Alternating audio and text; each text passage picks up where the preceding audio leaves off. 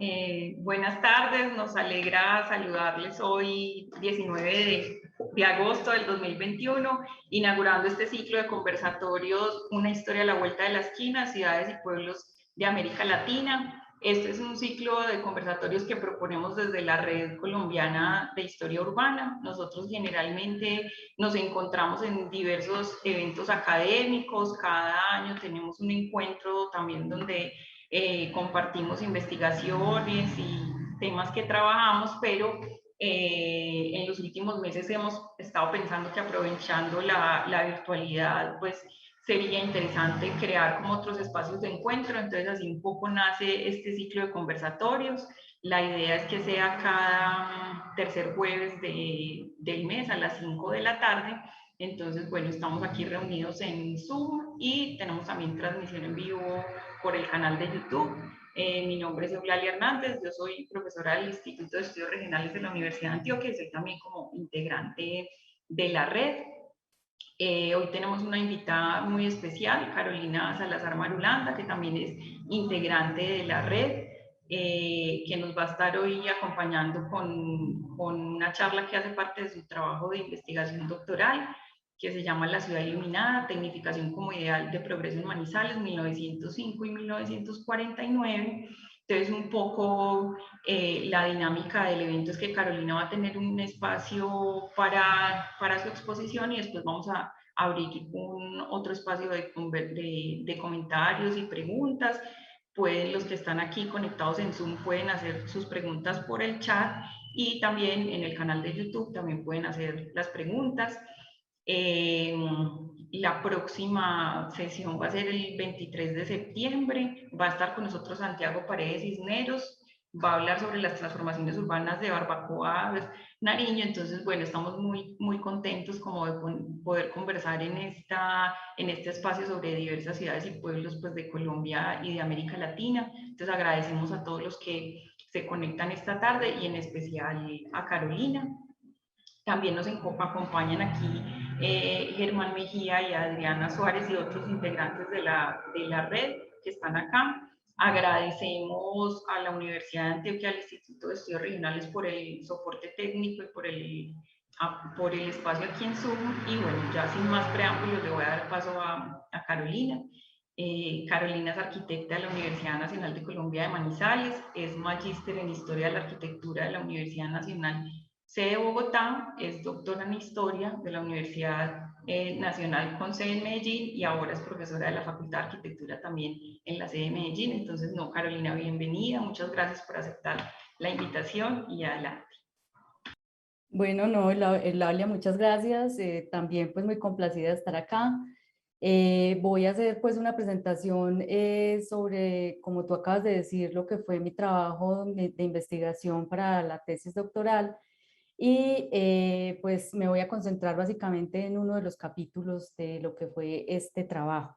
Yo voy a hacer acá voy a compartir la pantalla para poder hacer la presentación.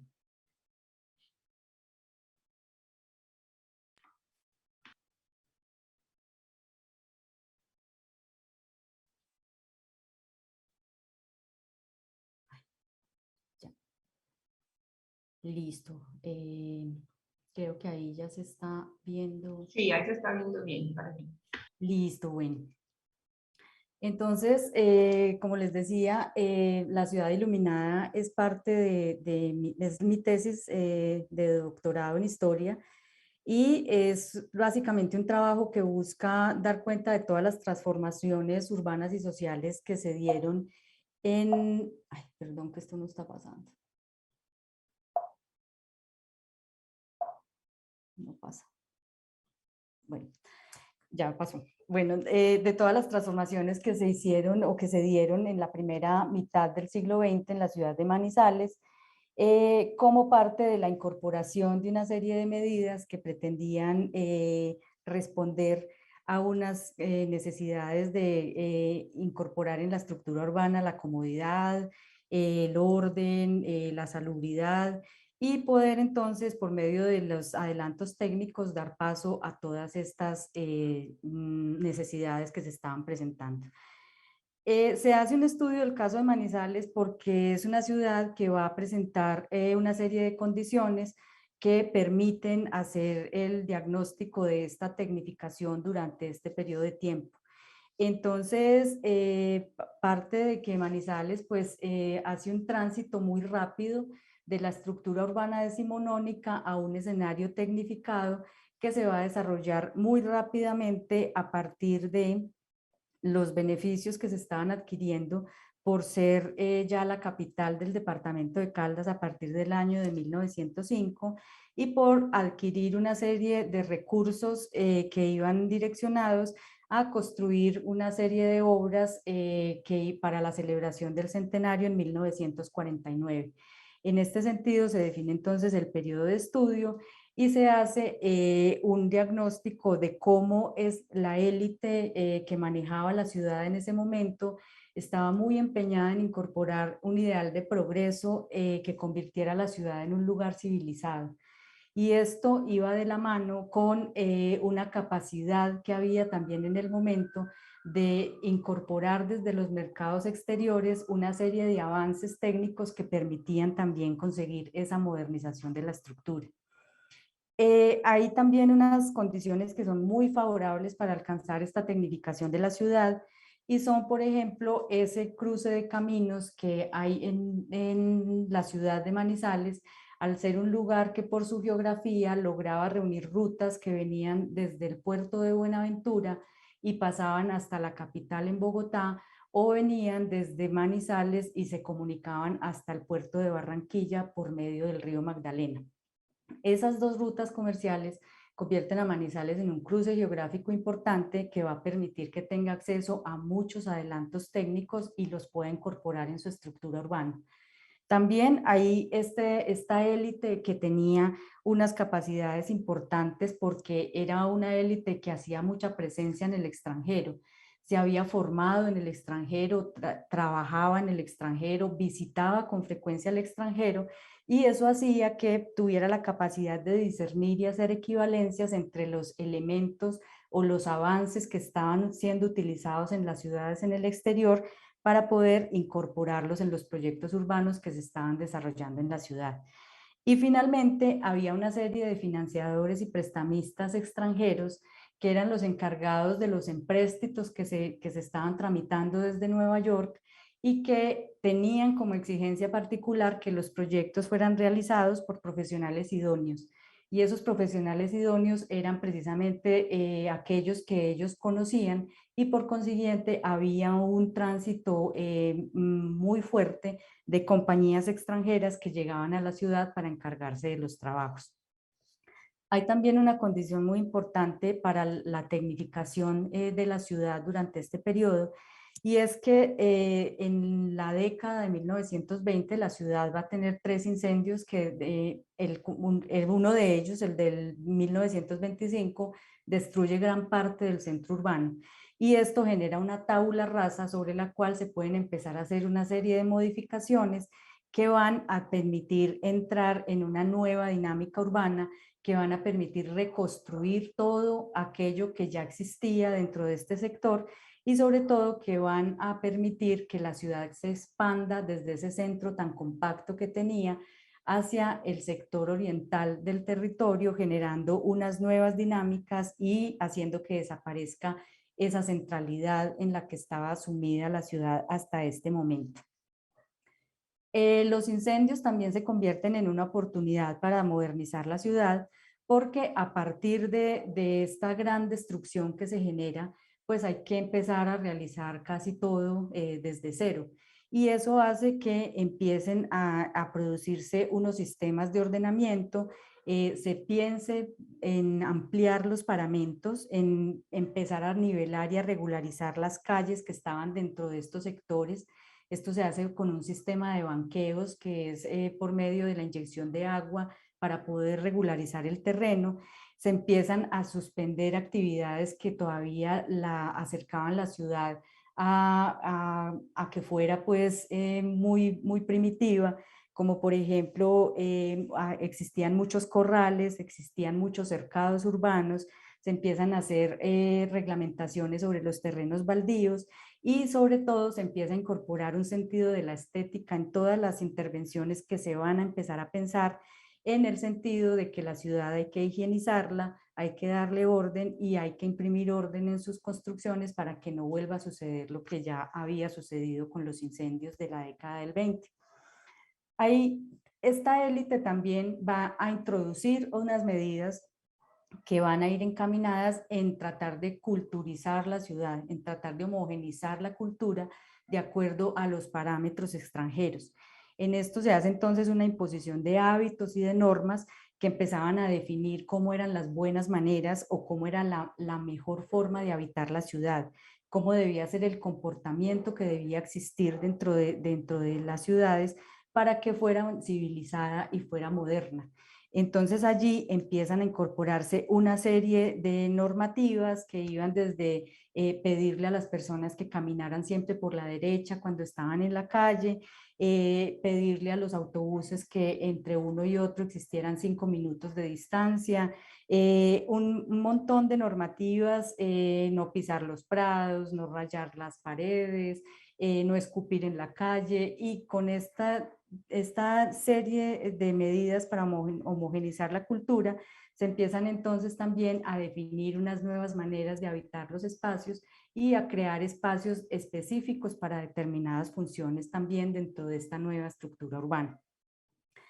La estructura de la ciudad iluminada se basa específicamente en estudiar los conceptos del progreso, de la higienización, de la técnica, del civismo durante este periodo de tiempo, y para ello se definen 3 capítulos importantes en donde se estudia la ciudad como prototipo, donde se ve la ciudad como un modelo, como esa manera de poder transformarla en un lugar idóneo, en un lugar que respondiera a ese espacio ideal que la élite se estaba imaginando, a un espacio en donde ya las instituciones, las normativas, todos los mandatos policivos estaban tratando de generar una especie de orden dentro de esta estructura urbana. Un segundo capítulo donde está la ciudad como red, donde van a ser las redes de servicios públicos las que van a empezar a imponer el orden dentro de la estructura, van a empezar a direccionar el crecimiento y van a empezar a generar conexiones, a generar estratificaciones dentro de la ciudad, y también van a empezar a generar desconexiones en aquellos lugares en donde no alcanzan a abarcar. Y finalmente, la ciudad como artefacto, donde se habla de los artefactos como esos elementos que se fabrican con un fin determinado y que van a estar compuestos por múltiples piezas. Entonces allí entran todos los estilos, los profesionales, todos los elementos, las técnicas, los materiales, todo lo que hizo parte de esa transformación de la ciudad para poderla modernizar y para poderla volver civilizada. Allí, dentro de estos 3 capítulos, me voy a concentrar específicamente en la ciudad como red, porque es donde se hace esa gran introducción de la técnica para determinar el crecimiento y para determinar también cómo se debe habitar la ciudad a partir de esas nuevas costumbres que se están introduciendo. Allí, la ciudad como red entonces va a empezar a generar unas relaciones de jerarquía dentro del territorio,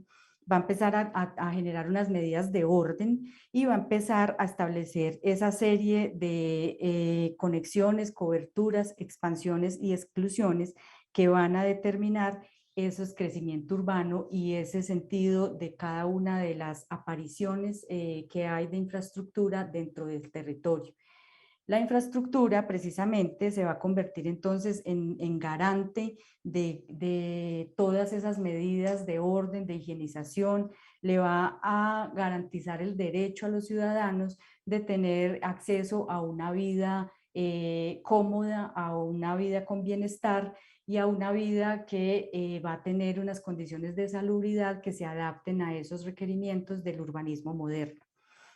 Allí la ciudad como red entonces se basa específicamente en las redes de servicios públicos que son el acueducto, el alcantarillado y la electricidad, a los sistemas de transporte que se empiezan a incorporar para poder conectar los diferentes sectores urbanos y a las redes viales que también van a estar encargadas de hacer esas conexiones entre ese sector consolidado, ese centro tradicional que ya existía y todos los nuevos sectores que van a empezar a aparecer exógenos a esa ciudad. En las redes de acueducto y alcantarillado se hace entonces una diferencia entre lo que eran las poblaciones, en las redes de acueducto y alcantarillado vamos a empezar a encontrar cómo la introducción de la técnica va a diferenciar esa aparición de la ciudad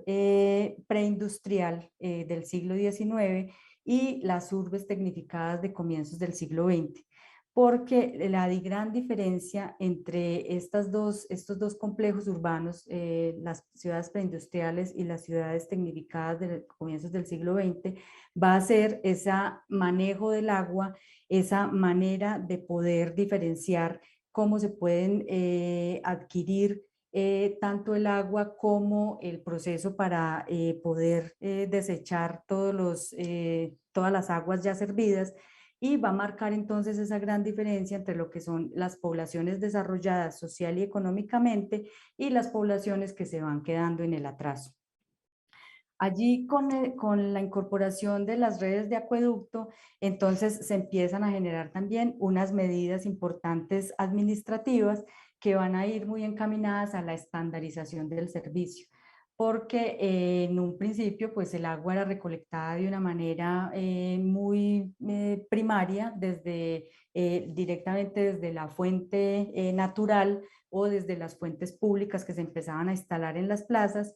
y a partir de una serie de instalaciones que ya marcan un salto de lo artesanal y empírico a lo científico y moderno, se va a empezar a hacer una distribución del agua mucho más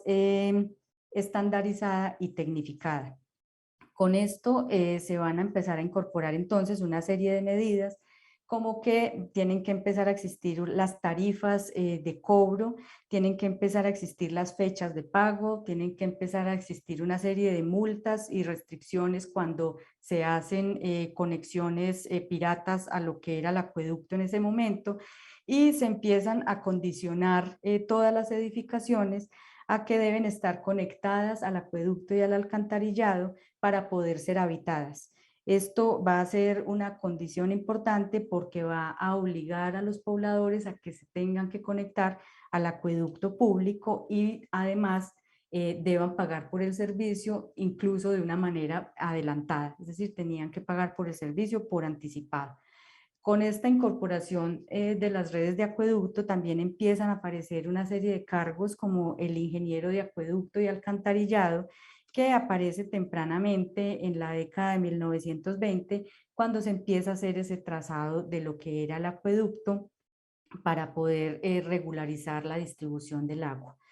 Hay también una serie de medidas técnicas que se empiezan a incorporar porque había, por las condiciones geográficas de la ciudad, una serie de diferencias en lo que era la presión que se requería para poder distribuir el agua. Entonces, los avances técnicos logran determinar esos sectores en donde se necesitaba una presión alta, media o baja para poder evitar roturas y daños en las tuberías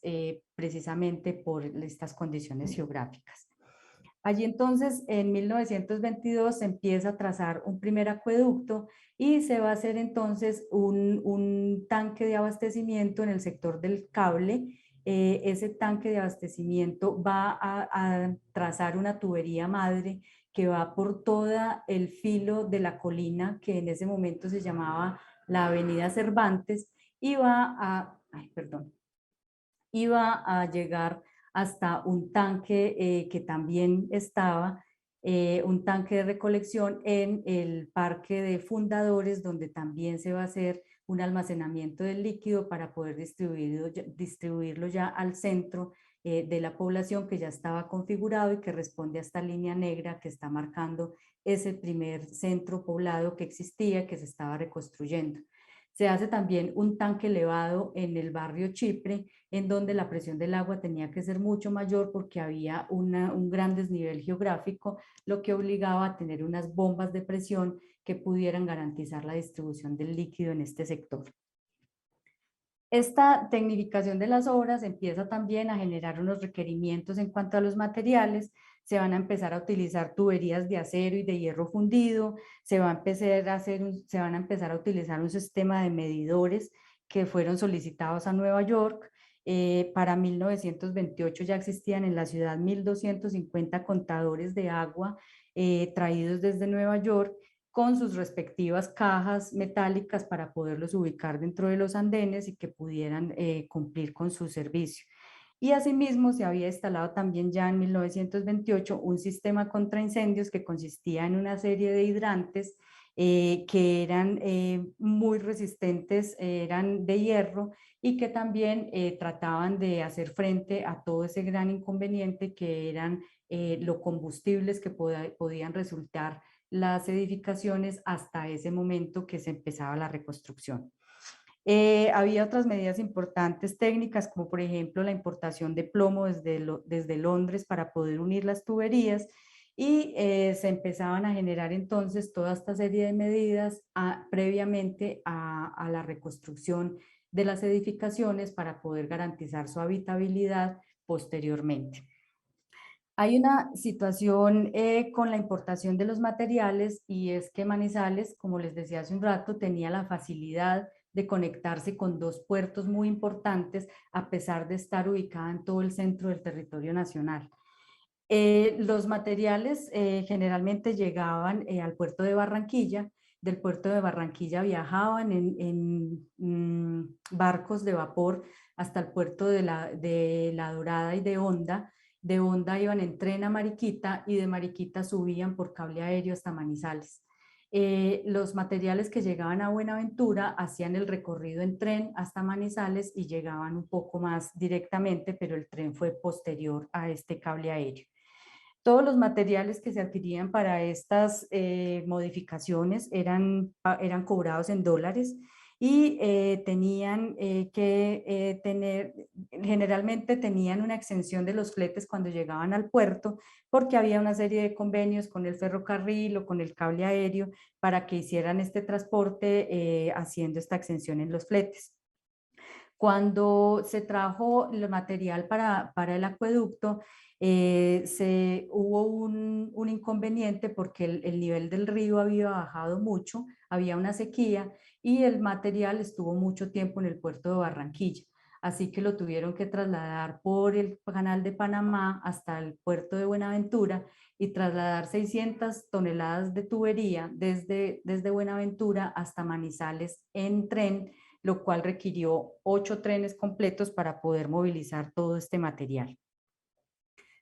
En cuanto a ya la construcción del acueducto, esto empieza a generar también unas medidas de planificación que son importantes porque van a introducir un orden en todas las intervenciones que se estaban realizando dentro de la estructura urbana. Había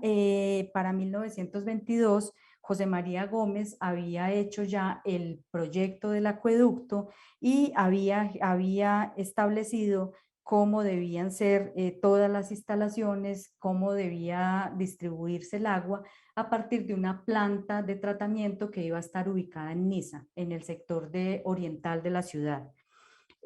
Hace también una aclaración muy importante dentro de este proyecto, y es que toda la tubería que llegara al puerto de Barranquilla tenía que ser revisada por una especie de interventor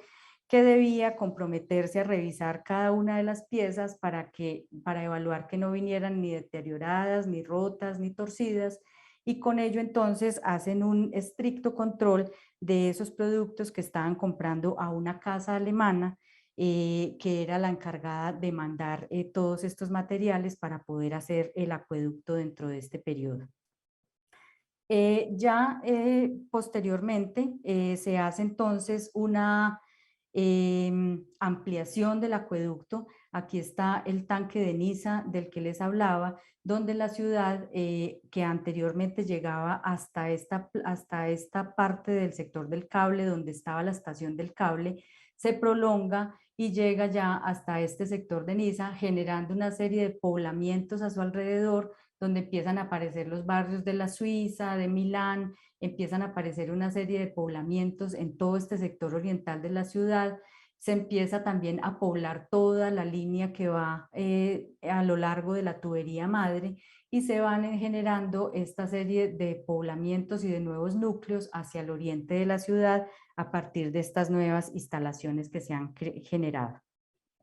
Aquí vemos cómo está en la parte superior la planta de tratamiento del sector de Niza, y cómo alrededor se van empezando a generar estos poblamientos que responden precisamente a la infraestructura que se empieza a crear para poder llegar y conectar esta planta de tratamiento con el centro de la ciudad.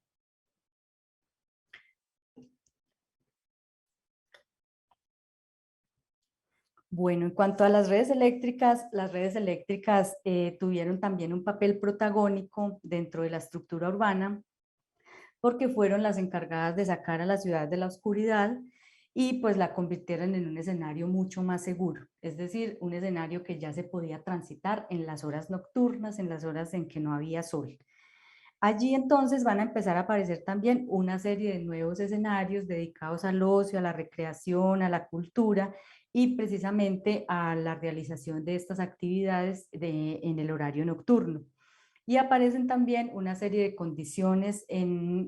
sobre la estructura urbana, como los avisos luminosos en las calles, como las instalaciones que tienen que ver con todo el manejo de la red eléctrica, donde van a empezar a aparecer en el paisaje transformadores, postes, cables, y esto va a empezar también a desencadenar unas reglamentaciones para las intervenciones y para el crecimiento de la ciudad, que también para este momento van a empezar a incluir un reglamento sobre la seguridad de las construcciones, porque deben convertirse en construcciones incombustibles, construcciones que no sucumban fácilmente ante la amenaza de cortocircuitos que podrían volver a acabar con todas las edificaciones. Esta importancia de la electricidad va entonces también a tener un impacto importante en la población, porque muy tempranamente en 1907 ya se había hecho una iluminación de los espacios públicos en la ciudad, pero en 1914 la ciudad volvió a quedar en tinieblas porque hubo un problema con la empresa que distribuía la energía y se tuvo que suspender el contrato. Esto pues obligó a que la ciudad tomara medidas porque había quedado nuevamente en tinieblas, y pues la élite que tenía ese imaginario de ciudad moderna y que ya iba encaminada hacia el progreso, pues no podía permitir que la ciudad pues volviera a retroceder en todo este sentido. Para superar la emergencia se instalaron una serie de lámparas de petróleo y se tuvo que recurrir a una serie de cargos administrativos como un celador y un asistente de alumbrado, que tenían que encargarse diariamente del mantenimiento de las lámparas, de tenerlas encendidas a las 6:30 de la tarde, de apagarlas en las horas de la mañana y poder garantizar que la ciudad permaneciera con luz en horas de la noche, así no tuvieran el suministro de energía eléctrica. Había otra condición importante, y es que los espacios públicos ya habían empezado a tener una actividad en estas horas de la noche, y por consiguiente había solicitudes expresas de que fueran iluminados, porque, por ejemplo, en el Parque de los Niños, que es el que vemos en la fotografía, que fue el primer lugar donde se instalaron juegos eléctricos en el sector juegos infantiles en el sector de Fundadores, los bomberos hacían allí esos entrenamientos en horas nocturnas. Entonces eran espacios que ya eran completamente necesarios y que requerían de una iluminación para que pudieran ser útiles a la comunidad durante estos horarios. Para la ciudad entonces se empezó a transformar precisamente porque todas las instalaciones de esta red de distribución empezaban a generar también ya una serie de problemáticas, y se tuvo que empezar a legislar a partir de cómo debía ordenarse toda esta instalación de estas redes eléctricas que empezaban a aparecer. Entonces, el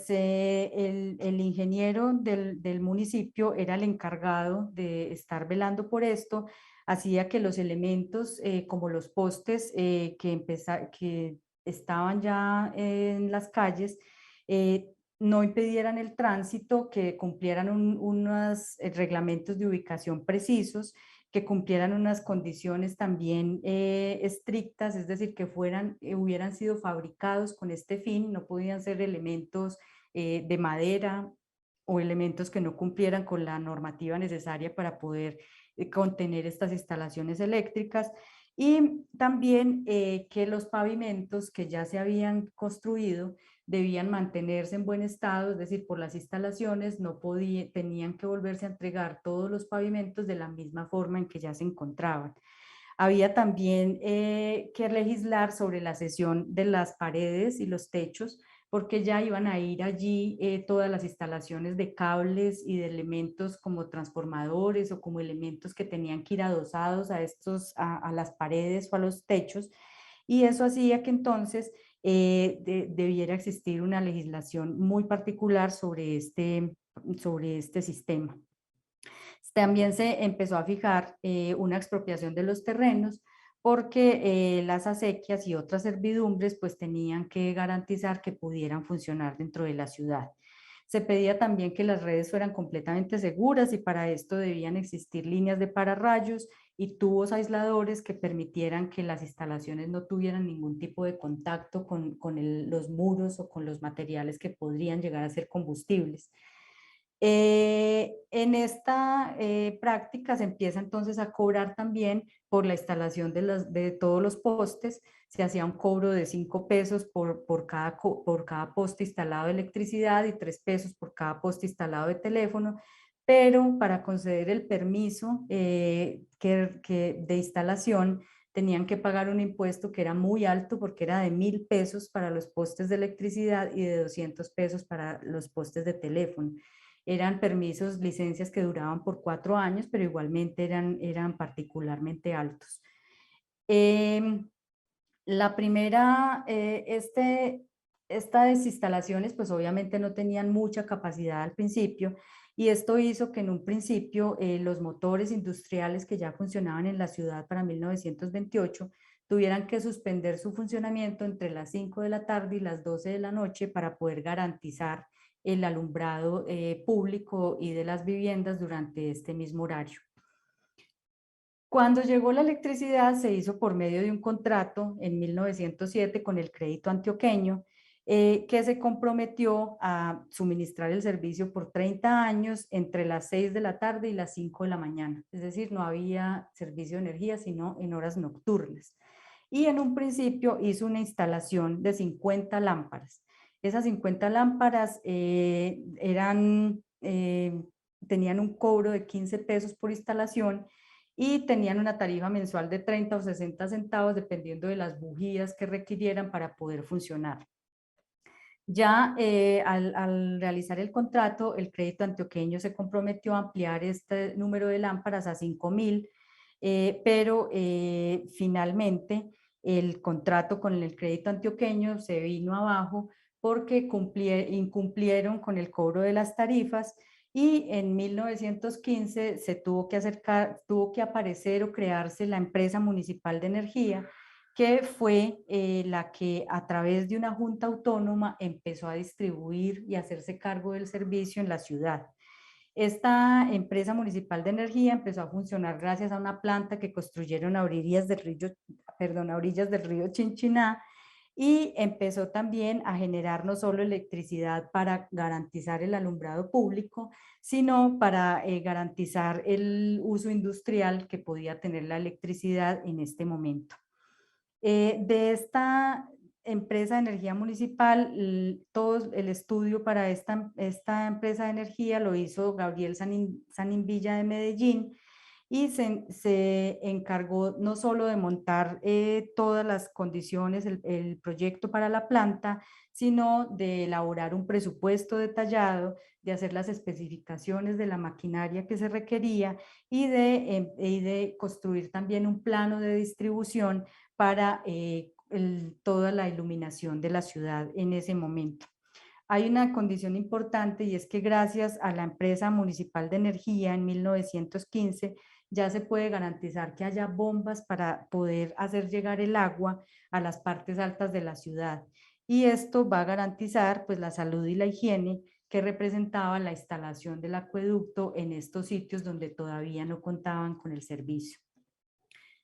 Toda la maquinaria para la instalación de la empresa municipal de energía, según el contrato, tenía que ser adquirida por la fábrica en la fábrica de General Electric en Nueva York. Y esto hacía entonces que la maquinaria llegara también nuevamente por el puerto de Barranquilla desde Estados Unidos e hiciera el tránsito por el río Magdalena para llegar a Manizales por medio del cable aéreo que había concedido una rebaja del 50% en los fletes de todo lo que consistiera en maquinaria para poder hacer el montaje de esta planta de energía municipal. En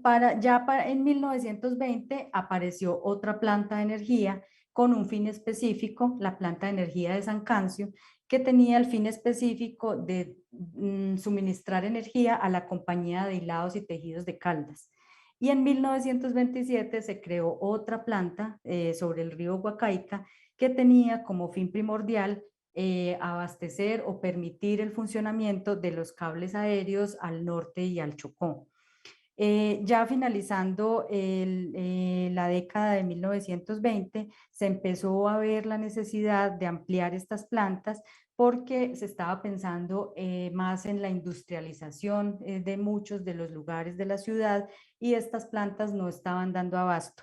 Además, se tenía también un proyecto de incorporar un sistema de tranvía en todo el territorio urbano y para ello se requería también que existiera una planta con mayor capacidad para poder abastecerlo. En ese momento se contrató entonces a Tulio Espina de Medellín, quien se encarga de hacer el ensanche de esta planta municipal y que va a generar también un proyecto completo de cómo era ese ensanche, de cómo se podía suplir también la necesidad para el tranvía. Y se abre una licitación que gana posteriormente la colombo-alemana Volt y que en 1930 se empieza a hacer esta ampliación de la planta con materiales que venían desde Francia de la empresa Rumier Hermanos. Allí entonces hay un avance importante y para 1937 ya existían 7 tarifas de cobro en la ciudad sobre lo que era el servicio de energía eléctrica. Es decir, ya se había especializado un poco el servicio, se había podido abarcar mucho más el territorio y se encontraban estas 7 tarifas que consistían en una primera tarifa donde el servicio era limitado, es decir, se pagaba por un alumbrado desde las 6 de la tarde hasta las 6 de la mañana, pero para un máximo de 4 lámparas por casa. Había una segunda tarifa que solamente se cobraba para avisos luminosos y decoraciones exteriores, una tercera tarifa que era un alumbrado ya mucho más amplio, donde el número de lámparas era ilimitado y se permitía el uso de artefactos eléctricos dentro de las residencias. Había una cuarta tarifa que era para establecimientos comerciales, una quinta tarifa para usos industriales, una quinta tarifa para fuerza motriz y una sexta tarifa para fuerza motriz y una séptima tarifa que era ya una cuota mensual que debía pagar esa fuerza motriz, pero que iba a tener un consumo mucho más ilimitado. Para poder ser suscriptor de la empresa de energía, pues se tenía que ser dueño de la propiedad y el servicio de energía también se pagaba de manera anticipada, con el agravante de que si no se utilizaba la energía por la que se había pagado, pues no era acumulable para el mes siguiente, así que se perdía este pago. Ya finalizando la década de 1930, estas empresas de energía que existían se unen ante la necesidad de conseguir una mayor energía, una mayor distribución, una mayor producción de energía y se unen, hacen un esfuerzo los empresarios de la ciudad, empresarios representados con importantes representaciones como la Cervecería Bavaria, como la Compañía de Tejidos de Occidente, la Compañía de Hilados y Tejidos, la Compañía Nacional de Chocolates. Todos ellos se unen y empiezan a hacer la construcción de una hidroeléctrica que va a generar energía no solo para Manizales, sino para los municipios vecinos, por lo cual los municipios vecinos también van a entrar dentro de este negocio. Y hacen entonces una serie de empréstitos posteriores que permiten avanzar en la obra para finalmente recibir un auxilio con el plan de obras del centenario, por medio del cual logran terminar esta gran empresa que es la Central Hidroeléctrica de Caldas.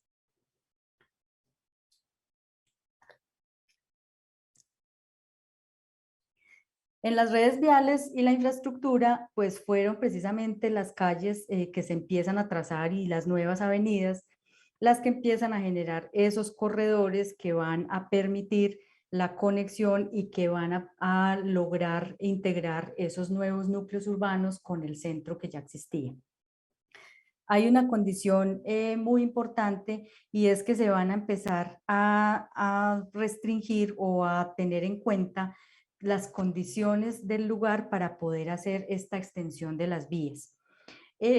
Para poder hacer esta extensión se van a empezar a generar unas condiciones como que se deben superar las condiciones geográficas que tiene la ciudad para poder ampliar todo este trazado. Se deben empezar a garantizar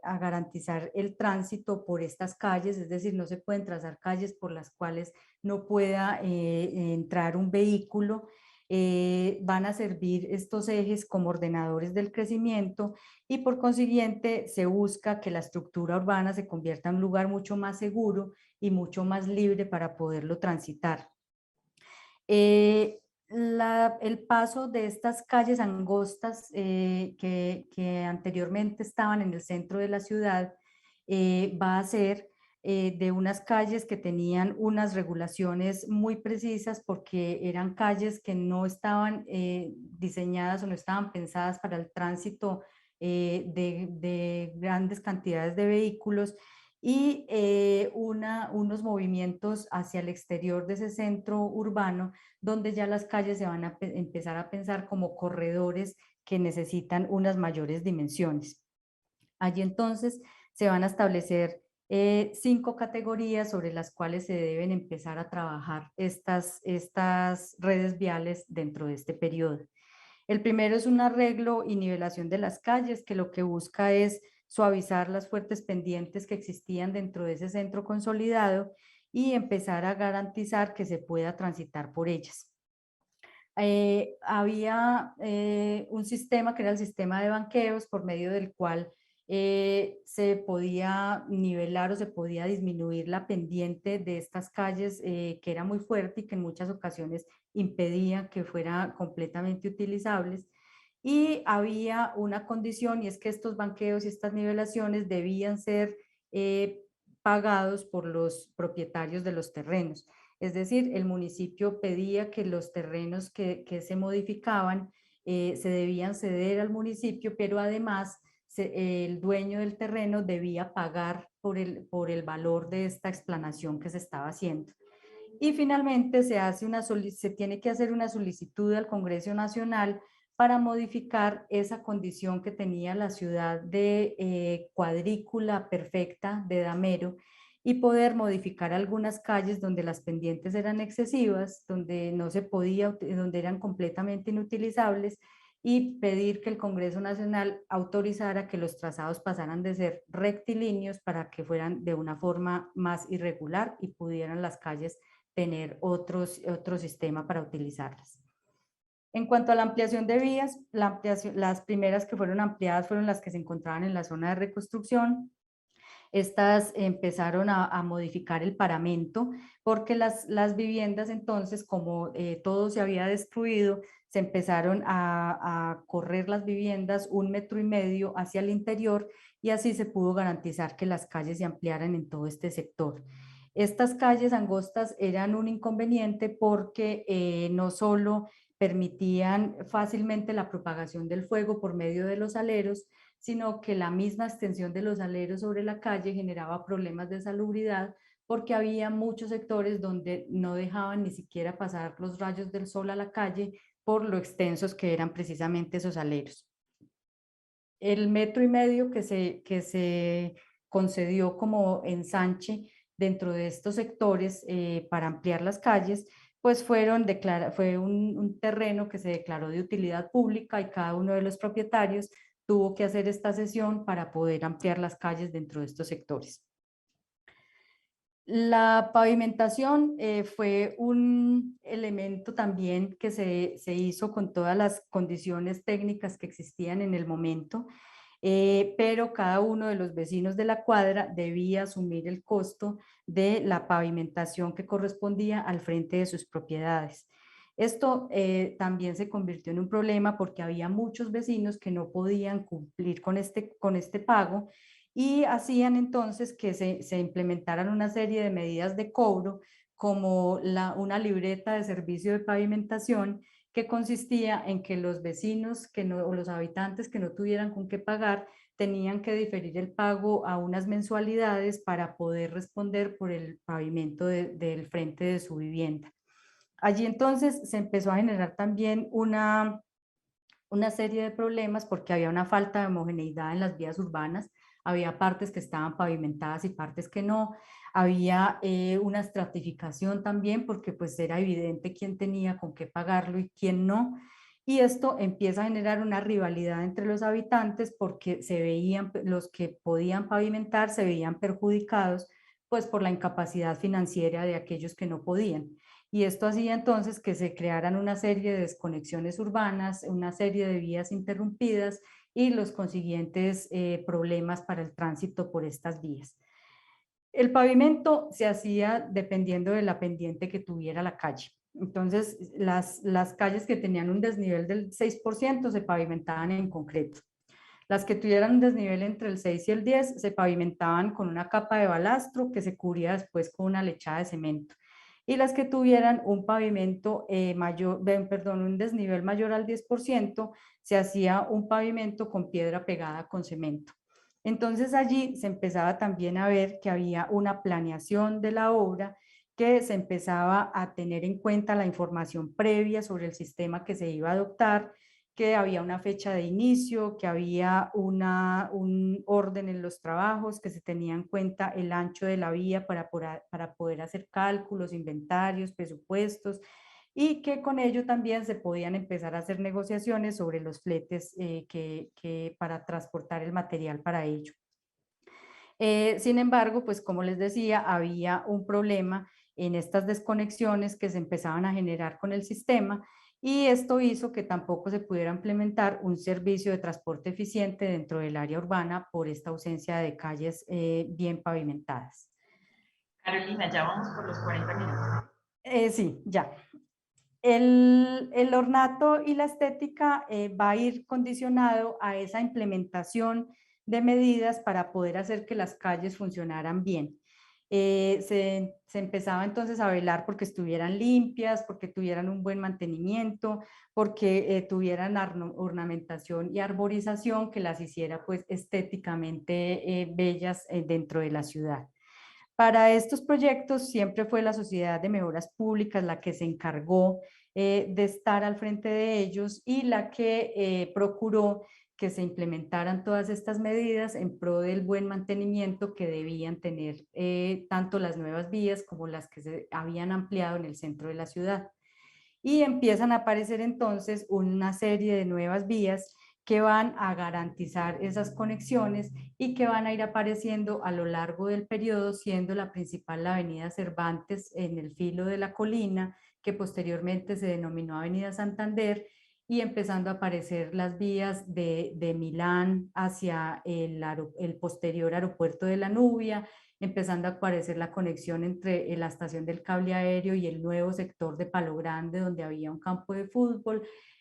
una serie de vías que empiezan a conectar con el municipio de Villa María, la vía que sale, la avenida Centenario que va a conectar con la carretera Chinchiná, y la vía 12 de octubre que va a conectar todo el centro de la ciudad con el sector de Chipre, donde también estaba el tanque del acueducto. Asimismo, pues aparecen muchas otras vías que generalmente pertenecieron al plan de obras del Centenario y van entonces a enriquecer todo este sistema.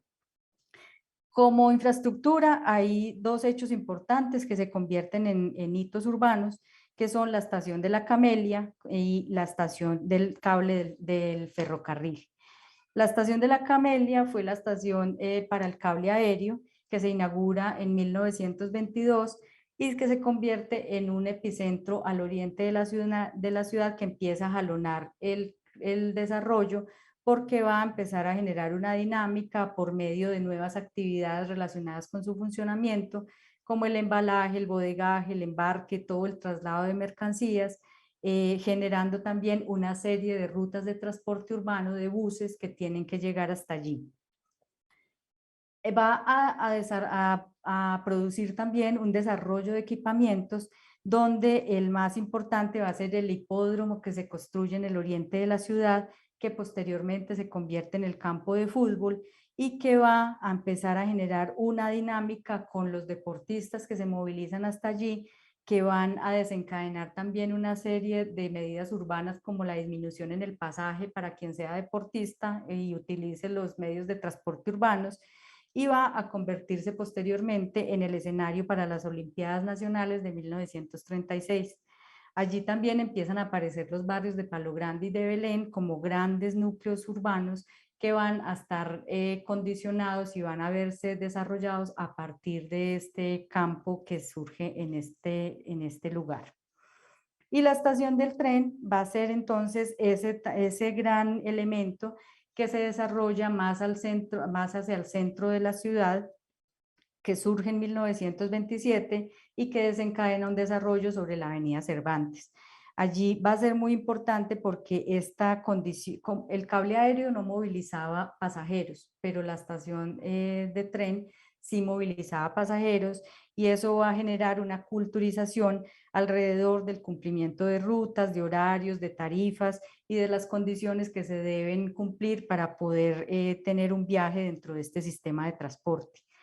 La estación del ferrocarril se convierte entonces también en un sitio importante porque a su alrededor surgen los barrios Versalles, Sáenz, Cervantes, y van a empezar a aparecer también una serie de instalaciones como talleres, almacenes, bodegas, que van a empezar a convertir el lugar también en un epicentro de desarrollo urbano. Ya esta condición que tuvo Manizales en cuanto a la tecnificación y la introducción de todos estos avances, lastimosamente no tuvo una correspondencia con un plan integral de las obras para que la ciudad se pensara en relación con su territorio, y en muchos de las intervenciones se ignoraron esas condiciones topográficas y paisajísticas que precisamente caracterizaban la ciudad. Es decir, casi todas las intervenciones se hicieron de manera particular y de manera aislada, sin generar una integralidad de obras en todo lo que era la intervención de la ciudad. Este modelo entonces que se hace allí va a generar, va a poner la técnica como el elemento que lidera en cuanto a concepto y en cuanto a manera de intervención todos los procesos de modernización, por medio de los cuales se hace una introducción de parámetros extranjeros y se catapulta el desarrollo de toda esta estructura urbana, generando también lastimosamente en algunos sectores que quedan excluidos tanto geográfica como socialmente, y esto hace que el desarrollo y la modernización técnica de la ciudad se vea solamente en algunos sectores, hacia donde la élite estaba procurando que precisamente se diera este desarrollo.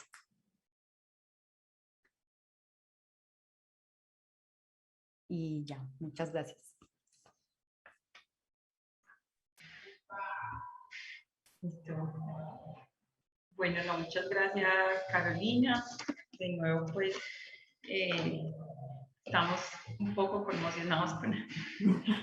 pero bueno. Los gajes de la virtualidad. Los gajes de la virtualidad, Sí. pero bueno, no. Muchas gracias, Carolina, por compartir con nosotros esta esta presentación. Creo que a veces también uno, como en esos espacios de sustentación de tesis, no tiene espacio para conversar y para extenderse y para conversar más tranquilamente. Entonces esperamos pues que este espacio también como que nos permita conversar un poco de tu trabajo, que creo que es muy interesante y tiene unos aportes muy valiosos para Manizales, pues en general, como para la historia de la técnica, para la historia de la arquitectura. Bueno, ahorita no voy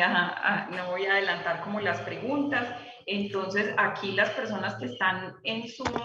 pueden hacer las preguntas, o también los que están a través de YouTube, también en el chat, pueden dejar sus preguntas para Carolina. Creo que por ahora, pues hay algunos saludos, voy a ir leyendo mientras se animan a hacer preguntas, voy a ir leyendo algunos saludos que hay en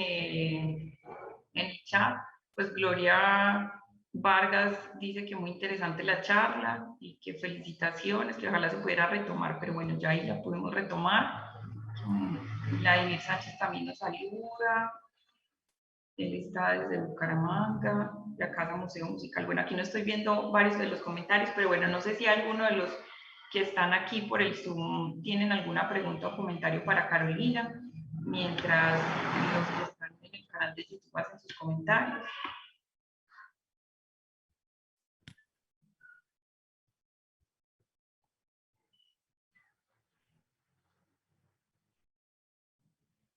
Bueno, mientras se animan a preguntar, Carolina, yo sí te quería hacer una pregunta sobre general, pues como sobre el material fotográfico. Pues creo que hay un material ahí visual muy rico, pues como que uno le podría sacar punta por muchos lados. Entonces te quería preguntar cómo fue la recolección de ese material. ¿Hay archivos para Manizales pues organizados y digitalizados? ¿Dónde encontraste todas esas fotografías y como qué lugar tienen en tu trabajo? Pues las fotografías fueron recogidas de varias fuentes, muchas de ellas pues de material bibliográfico, muchas de ellas de redes sociales. Hay varios grupos de Manizales en redes sociales donde se hace este montaje de fotografías antiguas, y lastimosamente hay muchas de ellas que no tienen fecha. Hay muchas fotografías también en el Archivo Histórico de Manizales, en la Academia de Historia de Caldas. Estas sí, pues están mucho mejor referenciadas, y creo que sí, o sea, pues fotografías hay montones, tocas como escoger cuáles usar porque hay mucho registro fotográfico de todas las intervenciones que se hicieron, y realmente es un material muy interesante. Gracias, Carolina. Bueno, no sé si alguien tiene alguna pregunta o comentario. Por aquí Armando Arteaga te felicita por el trabajo y te agradece la presentación.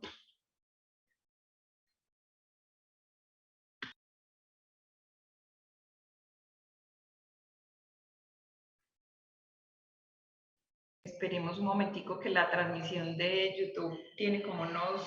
otro tiempo pues diferente al de entonces seguramente tal vez estén. Bueno, listo. Muchas gracias. Bueno, aquí Gloria Vargas te pregunta qué otros ejemplos puedes compartir sobre efectos de esa falta de integración de proyectos. Bueno, ¿qué otros ejemplos? Pues creo que el mayor ejemplo es que la ciudad no tuvo una planeación previa a la realización de las obras. Entonces, cada una de las obras se realizó de manera desconectada. Incluso, por ejemplo, el plan de las vías, se hacía una vía en un lugar determinado sin que existieran, por ejemplo, otras vías para llegar a esa vía. Entonces, eran simplemente tramos que se iban desarrollando, y no había un plan general de vías, por ejemplo, para la ciudad. Las vías se iban haciendo para conectar una serie de infraestructuras que iba apareciendo, pero no había una planificación previa. Entonces, muchas de las obras, la avenida Cervantes, la avenida Paralela, tuvieron que ser ampliadas posteriormente, y esto hizo pues que existiera otra vez el mismo problema de tener que ceder el frente del terreno por parte de los propietarios de los predios, de tener que generar una serie pues, de caos urbano para poder ampliar estas vías que por esta falta de planeación se habían hecho con unas dimensiones menores, y ante el uso que empezaban a tener se empezaba a notar que requerían una dimensión mucho mayor, y ahí entonces se tenían que hacer estas ampliaciones. Por ejemplo, la paralela fue una vía que se hizo por tramos y que cuando ya se hizo el trazado completo, pues se tuvieron que hacer unas modificaciones precisamente en su trazado, hacer una ampliación de la calzada y empezar a completar todos esos tramos que no estaban presentes porque se había hecho respondiendo a las urbanizaciones que aparecían. Gracias, Carolina. Creo que Adriana tiene una pregunta y ahorita sigue Alexander. Si Alexander quiere hacer la pregunta por el micrófono, se lo podemos habilitar ahorita también, pero si quieres, dale a Adriana. Activa el micrófono. Carolina, muchas gracias por la charla. Te quería preguntar, en lo que tú investigaste, ¿qué papel tuvo el Consejo Municipal en el proceso de modernización? Fundamental, porque la mayoría de los actores de todos los proyectos, tanto desde la parte administrativa como económica, como de diseño, hacían parte del consejo. El consejo estaba integrado por los profesionales de la ciudad, por los ingenieros, por los integrantes también de la Sociedad de Mejoras Públicas, y esto hacía que los proyectos siempre tuvieran que pasar por el consejo, que fuera el consejo el que direccionara también qué proyectos se hacían y qué proyectos no, y en qué condiciones se hacían cada uno de los proyectos que surgía. Entonces, el papel del consejo era fundamental porque todo pasaba por allí, todo pasaba por el consejo. Gracias, Carolina. Bueno, Alexander, no sé si quiere hacer la pregunta o la leemos y ya tendrá el micrófono.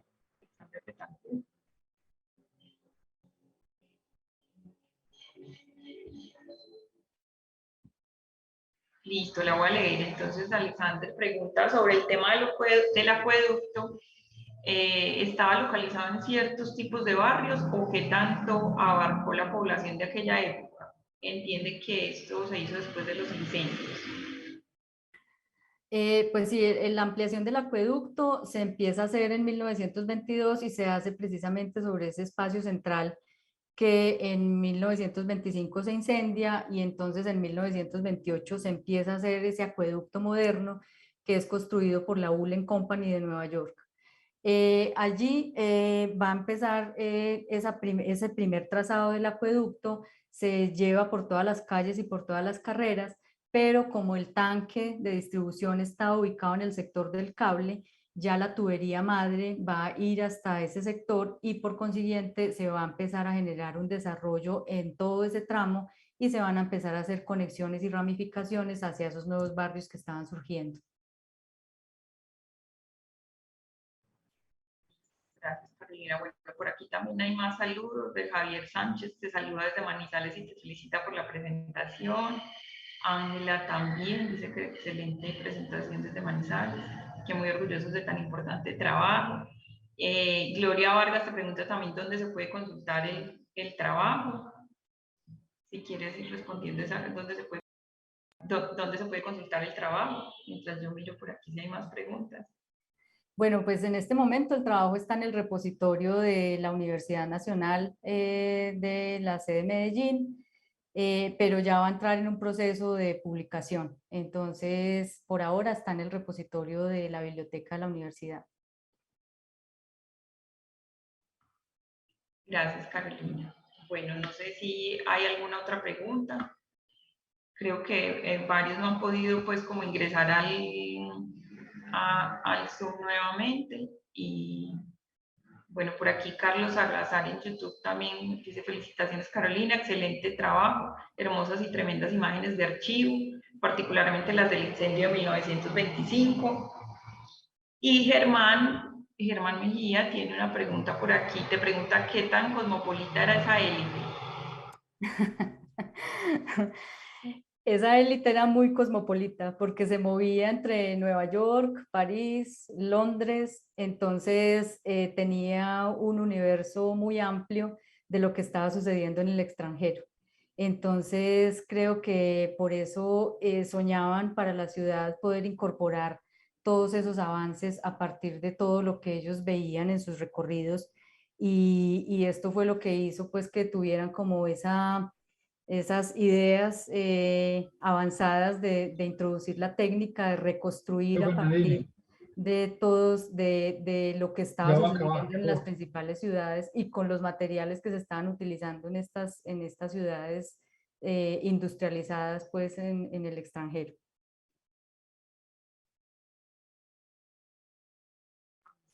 Gracias, Carolina. Esperen un momentico que se me perdió aquí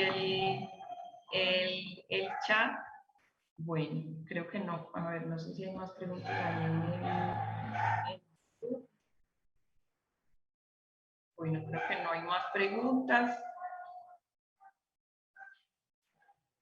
Bueno, Carolina, no, entonces yo creo que agradecerte mucho esta presentación, de verdad que muy interesante conocer el trabajo, espero pues que lo podamos consultar después en la publicación, pues en el repositorio de la universidad y que podamos hacer como otras charlas sobre el tema. Agradecerte mucho pues por la presentación, recordarles que esta es la primera sesión de este ciclo de conversatorios que vamos a tener, que estamos organizando desde la red y que tienen como interés dar cuenta pues hemos titulado el ciclo de conversatorios Una historia a la vuelta de la esquina, ciudades y pueblos de América Latina. Entonces, bueno, creo que fue muy buen inicio con tu trabajo. Muchas gracias, Carolina. No sé si quieres decir algo antes de despedirnos. No, pues muy complacida de poder estar acá y de poder compartir pues el trabajo. Me parece pues fabuloso el espacio, me parece que es una muy buena iniciativa de la red. Creo que podemos empezar pues a compartir muchos de los trabajos que estamos haciendo todos y creo que eso pues abre muchas puertas para poder seguir avanzando en estos trabajos de investigación. Bueno, no, muchas gracias a Carolina, a todos los que nos acompañaron. Igual en el canal de YouTube de la red va a quedar